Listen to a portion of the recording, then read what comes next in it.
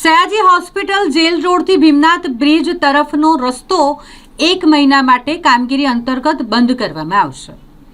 વડોદરા મહાનગરપાલિકા દ્વારા વરસાદી કાંસ બનાવવાની કામગીરી કરવામાં આવનાર છે અને તે જ અંતર્ગત જેલ રોડથી ભીમનાથ બ્રિજ તરફ વરસાદી કાંસ બનાવવાની હોય અને માટે વડોદરા મહાનગરપાલિકા દ્વારા એક તરફનો રસ્તો બંધ કરવા માટે વડોદરા ટ્રાફિક પોલીસને સૂચન કર્યું હતું, જેને ધ્યાનમાં રાખતા વડોદરા ટ્રાફિક એસીપી વ્યાસ સાહેબ જેઓ આજે પહોંચી ગયા હતા જેલ રોડ પર ભીમનાથ બ્રિજ ખાતે અને તેઓ દ્વારા આખા રોડ રસ્તાનું નિરીક્ષણ કરવામાં આવ્યું છે।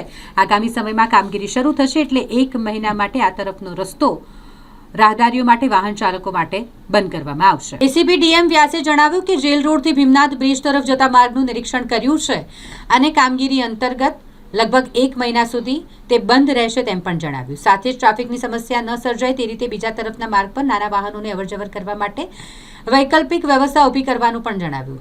ભારદારી વાહનોને આ રસ્તા પરથી ડાયવર્ઝન આપી કાલાઘોડા તરફથી જવાની વૈકલ્પિક વ્યવસ્થા ઊભી કરવામાં આવી છે।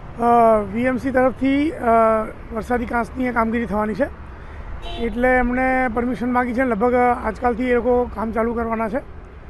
તો ભીમનાથ નાકાથી ભીમનાથ બ્રિજ જે વિશ્વામિત્રી નદી છે ત્યાં સુધી એ લોકો વરસાદી કાંસ માટે આ પાઇપો નાખવાના છે અને એ વખતે આ એક તરફનો ટ્રાફિક બંધ રહેશે અને જો અનુકૂળતા હશે તો એક જ ટ્રેક પર બંને અમે વાહનો ચલાવીશું। બાકી અમે એમને વૈકલ્પિક રસ્તો કાલાઘોડા થઈ અને અલકાપુરી ગરનાળ તરફથી જઈ શકે છે। અને સર કેટલા દિવસ સુધી આ કામગીરી ચાલશે? અમે કામગીરી તો અમે લગભગ મહિના ઉપરની કીધી છે, પરંતુ એમના એન્જિનિયર સાથે મારે વાત થઈ તો એ પહેલાંમાં વહેલી તરીકે કામ પૂરું કરી દેશે, દિવસ રાત કામ કરીને એવું એમણે એશ્યોરન્સ આપ્યું છે। અને ભારદારી વાહનો માટે કોઈ સૂચન? ભારદારી વાહનો આ તરફ નહીં આવવા દઈએ। જો અનુકૂળતા લાગશે તો એક જ ટ્રેક પર બંને દિશાના વ્હીકલ જઈ શકશે, ટુ વ્હીલર ફોર વ્હીલર। બાકી ભારે વાહનો આવશે તો કદાચ ટ્રાફિકની સમસ્યા થાય એટલે એના ત્યાંથી ડાયવર્ટ કરવાના છીએ।